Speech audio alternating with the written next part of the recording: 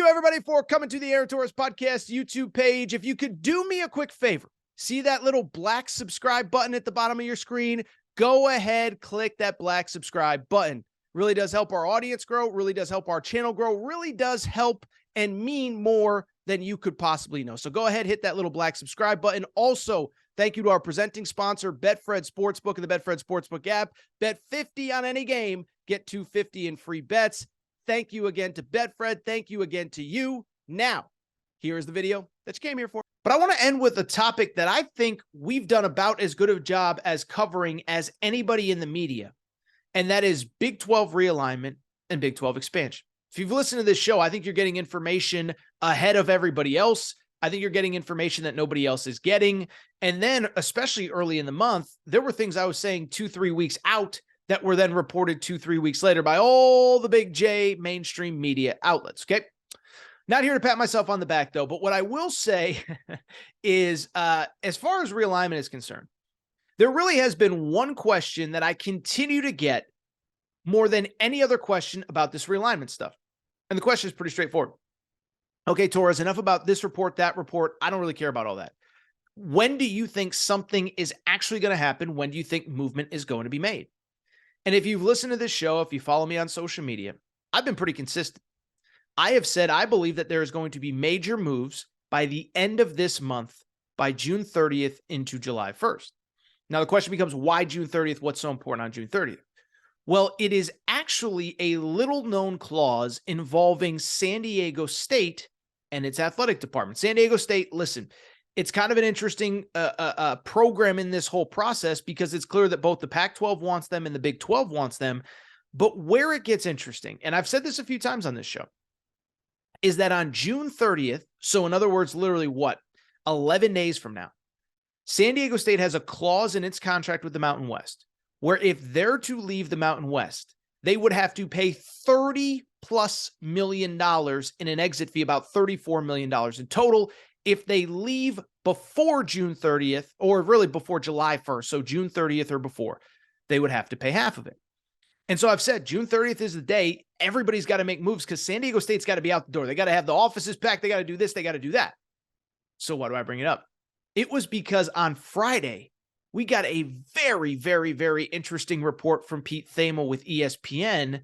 Essentially, San Diego State's back is against the wall and they're scrambling. Here is what Pete Thamel essentially reported. It is that over the course of the last week or two, San Diego State has essentially sent the Mountain West a letter requesting an extra 30 days on top of that June 30th to figure out its future. Basically saying, like, we know we ought to be out by June 30th, but we don't really have an invite to the Big 12, and we don't really have an invite to the Pac-12 at this specific moment. And so because of it, is it all possible that you could give us another 30 days to figure it out? And where it gets interesting, this is a very public, very interesting back and forth. San Diego State sends that letter. The Mountain West basically says, yeah, screw you guys. No, you can't get the extension. And the Mountain West took it a step further. They started the process of actually trying to kick San Diego State out of the league to basically get them out.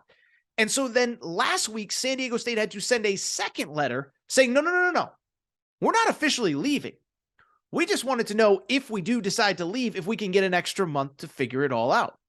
And so it was a very public back and forth. It was very fascinating. By the way, shout out to San Diego State, because essentially what San Diego State did was this. San Diego State was basically the husband or the wife that's getting a divorce and has already found a new partner and is like, yeah, I know I'm leaving you for somebody else, but our house isn't really ready yet. So can me and the new wife, can me and the new husband, can we just crash the house for a little bit longer? Like, that is essentially what San Diego State did on a very public platform. But what it says to me is pretty straightforward. This realignment stuff is dragging along. It's not going as quickly as I expected or a lot of the insiders expected. And after making some phone calls over the weekend, talking to some people that I trust, I think we're in for a very interesting next couple weeks from both the Big 12 and the Pac-12. And so now the question becomes like, and this is really what I want to get to with the crux of this conversation is like, well, Torres, what's taking so long? Like, what is going on that is holding this whole process up? And as best I can tell, talking to multiple people, I think it's really two things.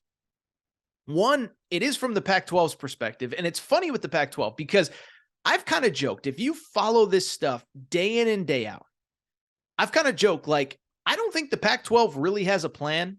I think their plan is just to say publicly, oh yeah, we're 2 weeks away from having a TV deal, and then just keep saying it every 2 weeks. Oh, no, we're 2 weeks away. We're 2 weeks away. Give us 2 more weeks. Give us 2 more weeks. And I think their thought is like if we just keep extending this thing, let's hope everybody forgets it. We just, whatever, just going to go on in perpetuity until the end of time that there is no Pac-12 TV deal. And so I've joked about that, but essentially I think that's a lot of what's going on right now, is that the Pac-12 keeps guaranteeing, hey, we're going to be on par with the Big 12. We might even be better than the Big 12. Just give us time to get out to cross the T's and dots the I's, and we're going to figure this all out. And so it's put a lot of these Pac-12 schools in a tough spot. If you're Colorado, which very publicly is ready to leave for the Big 12, if you're Arizona, which I think is a little bit further down the process than people think, you're kind of in this tough spot because you're ready to move. You have a legitimate, great alternative option, but you also can't really leave until you actually see some real numbers from the Pac-12. Like, you can't be Colorado or Arizona and say, we're leaving, there's too much instability, blah, blah, blah. And then all of a sudden, the Pac-12 pulls a rabbit out of their hat. They get you a great TV deal, and those schools are making more money than the Big 12 is. And so Colorado's kind of in this weird holding pattern where I think they're ready to leave, but they're like, I got to see some numbers. Because if the Big 12 is offering whatever it is, 34, 35 million, and the Pac-12 gets us 45, like, we would have to stay at that point. And I'm not saying that's what's going to happen. I don't believe the Pac-12 has any real options. I'm just saying that if you're Colorado and Arizona, you have to be cautious there. I also think the other thing that's worth considering, it does feel like this entire process has completely slowed down since the Big 12 presidents met a few weeks ago in West Virginia. And if you remember, it was at the same time as the SEC meetings, and you had all those big Nick Saban quotes, and Hugh Freeze is talking about this, and Brian Kelly's talking about that. But I said, watch the Big 12, because the Big 12 is actually where the intrigue is going to happen, and that's frankly where it was. But it feels like the process has slowed down, and I think I know why. Brett Yormark, the commissioner of the Big 12, he's an East Coast, worked in an agency. He is a full speed ahead, a million miles an hour kind of guy. I think if it was completely up to him, if he was the sole decision maker, invites would be out, decisions would be made by now. Where it gets complicated is Brett Yormark ultimately works for the 10 school presidents of the Big 12. I guess 12 now, if you include, the 4 new schools, Houston, Cincinnati, BYU, and UCF. And so where I think it gets a little complicated is you now have 12 new cooks in the kitchen, 12 new people with a decision. And I don't think there's a grand slam home run alternative for the Big 12. If you're the SEC, Texas and Oklahoma, like, it's no doubt they want to come. You got to take them because it completely changes your TV contract. You get that much more money. It's the same for USC and UCLA in the Big 10 when they left the Pac-12. But if you're the Big 12, you're really expanding for the sake of stability more than you are that you're going to get a boatload more money. And I say that, by the way, as somebody who has I'm an alumnus of a school that is considering the Big 12, or the Big 12 is considering them, is probably the right way to put it. But if you're the Big 12, Texas and Oklahoma aren't out there. USC and UCLA aren't out there. So is it really is it unanimous among the 12 school presidents? We have to bring in Colorado.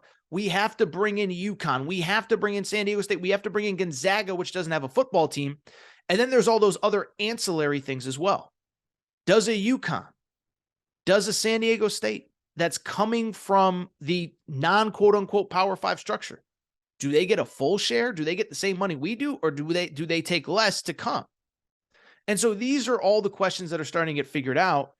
And I don't know. This is the first time I can genuinely say, I don't know when we're going to get an answer to all this. I really don't. Now, what I would say is most of everything that I have said before, I'm going to stand by with one little caveat. One, I've said that I believe the 2 most likely schools from the Pac-12 to leave are Colorado and Arizona. It's clear to me that Arizona State wants to stay in the Pac-12. It's clear to me that Utah, I don't get the sense, is totally in love with going to a conference where their rival BYU is. Oregon State, Washington State, Cal, Stanford might have no better options at this point. And really, Washington and Oregon seem to be waiting on a Big Ten invite that I don't know if it's coming. So I think the Pac-12 stays together. I still think Colorado and Arizona are the most likely schools. I still think eventually, if the Big 12 decides to expand, UConn is in the mix. The only thing that I would say has really changed, talking to a lot of people, it seems as though San Diego State really wants the Pac-12. Now, that's not what I would advise them because I don't know if the Pac-12 is going to exist in 10 years. But that appears to be what they want. And so I've thought that the Big 12 made more sense for them, not geographically, but from a comfort and safety and, long-term viability standpoint. But it appears as though they are pushing for this Pac-12 bid. We'll see if it comes. By the way, for people who are asking, why hasn't San Diego State gotten a bid? It appears as though, to me, that the Pac-12 is waiting until the TV deal is done before extending additional invites. And then on the flip side, if you are the Big 12, I think you're waiting to see what the Pac-12 does before you just take San Diego State. But yeah, very interesting twist in a very interesting story.